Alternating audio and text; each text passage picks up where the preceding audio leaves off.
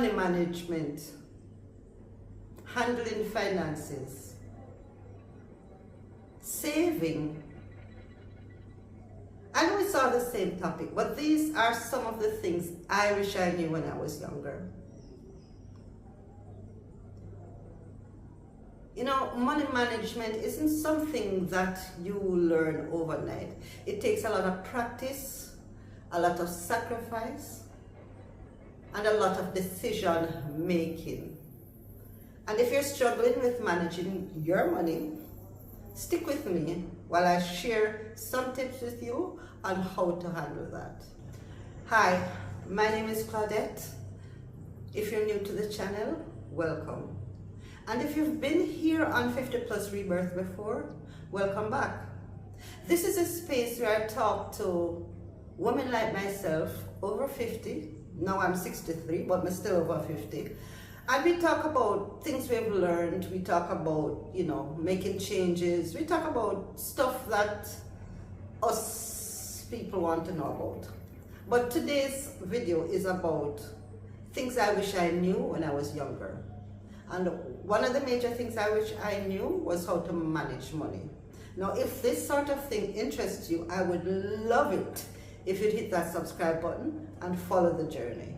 First on the list of money management tips that I have for you is financial awareness. Now, financial awareness, this kind of means being aware of how much you're taking in and how much you need to put out. Right? Because if you are just spending willy-nilly without that kind of awareness, you may find yourself falling into a pothole. So be aware of what money is coming in, what is going out, and where it is going. So this means write down all of the things you're responsible for supporting yourself with during the month, right? You have to track your housing, your medical expenses, your savings, your food, everything. Write it down and see how much you need to think. After that is done, see how much is left. You're going to need hair stuff, personal items. Track all of that. This is very important for managing your money, is to know where your money is coming in, where it's going out. So make sure that this is at the top of the list when you start to track your money and to manage your money better. So the next item I have on the list is savings. And my biggest advice to you, start saving early. Saving can become a habit if you practice it.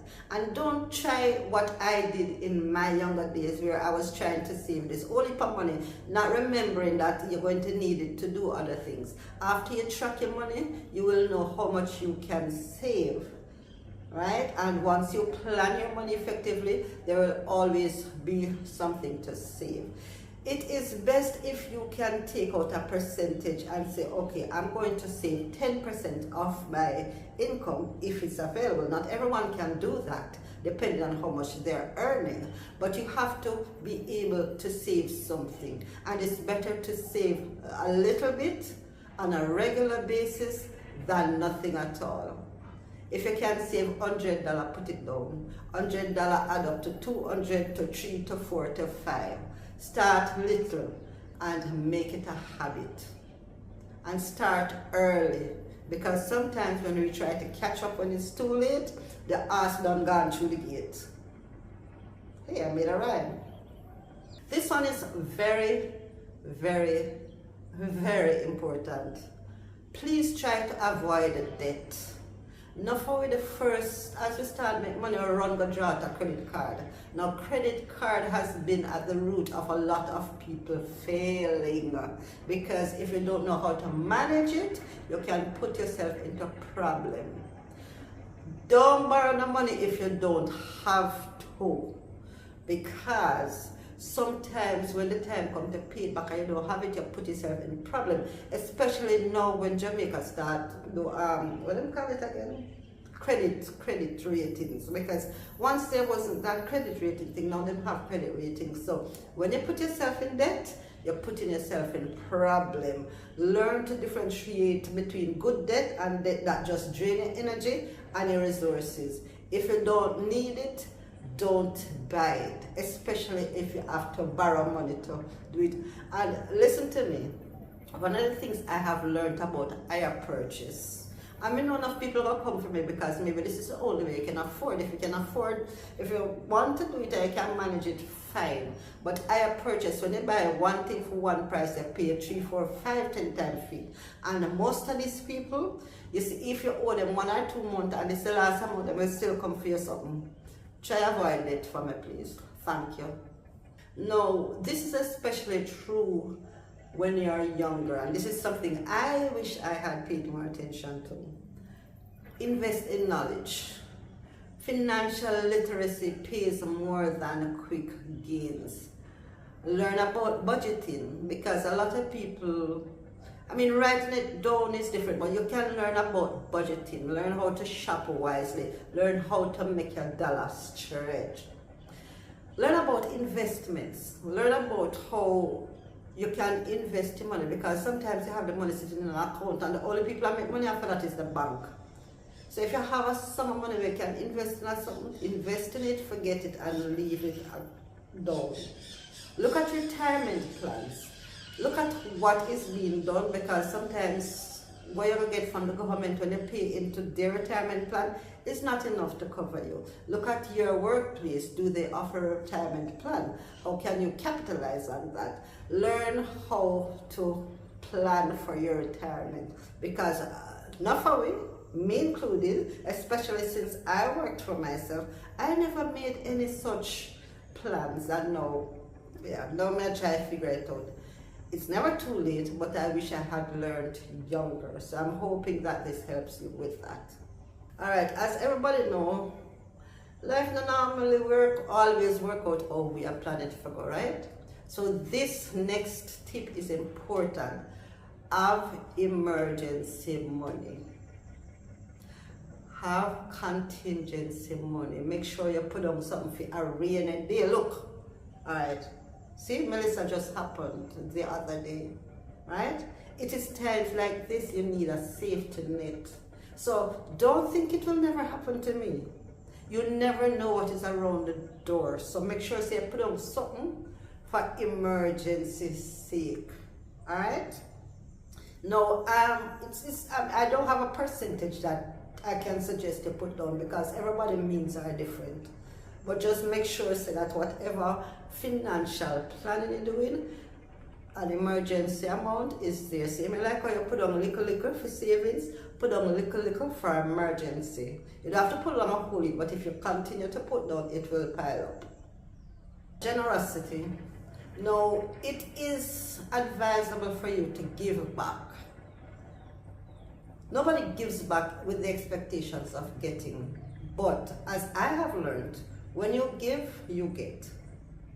And sometimes what you get is just the good feelings you get about helping somebody else. So this is important, all right?